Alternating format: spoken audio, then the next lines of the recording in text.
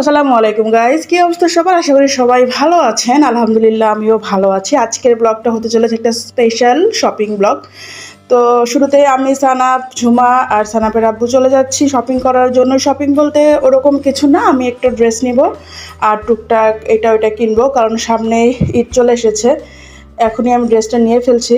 কোরবানিতে তেমন কিছু নেওয়া হয় না কখনোই, দুই একটা ড্রেস এটুকুই। আর ঈদের আগে আগে নিলে দর্জির উপরেও চাপ পড়ে, তারা বানাতেও চায় না আর মজুরিটাও বেশি রাখে, যার জন্য আমি এখনই আমার ড্রেসটা নিয়ে রাখবো।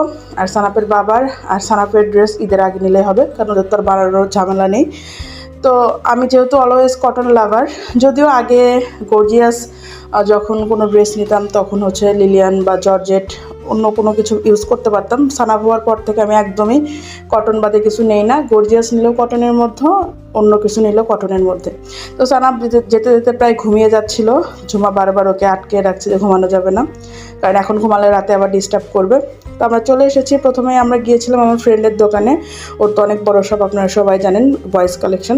তো দেখলাম এখানে নতুন কিছু এসেছে কিনা ঈদের, যদি আসে তাহলে সানাপের বাবার জন্য নিয়ে নিব। দেখলাম দোকান মোটামুটি ফাঁকা, এখনও ঈদের নতুন কোনো কালেকশন তুলে নাই। তো যার জন্য ওর সাথে দেখাও করে গেলাম, আর হচ্ছে দেখলামও কালেকশন আসছে কিনা। তো পরবর্তীতে যখন হচ্ছে ঈদ কালেকশন আসবে তখন সানাপের বাবারটা এখান থেকেই নিব, কারণ যেহেতু ফ্রেন্ডের দোকানে আছে আমি বাইরে থেকে কেন নিব।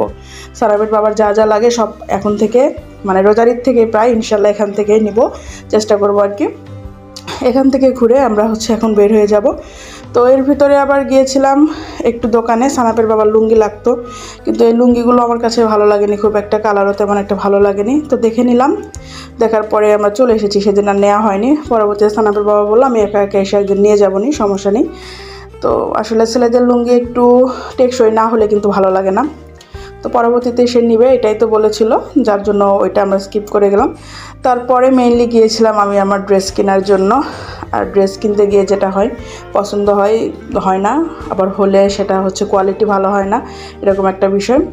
তারপরেও দেখে শুনে আমরা মোটামুটি একটাতে ফিক্সড করে ফেলেছিলাম যে এইটাই নিব। তারপর প্রাইস দিয়ে নিয়ে আসা হলো আর কি। তো এটাই আমি চুজ করেছিলাম। ঈদের ড্রেস দেখিয়ে ফেললাম, ঈদটা পুরান হয়ে গেল, হে হে। যাই হোক, জাস্ট কিডিং।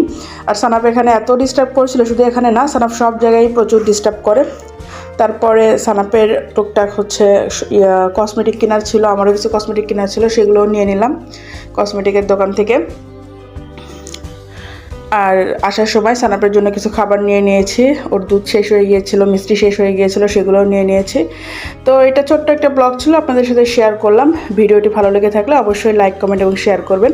আর কারা কারা আমার মতো মজুরি কম দেওয়ার জন্য ঈদের আগে শপিং করেন কমেন্ট করে জানাবেন। টাটা।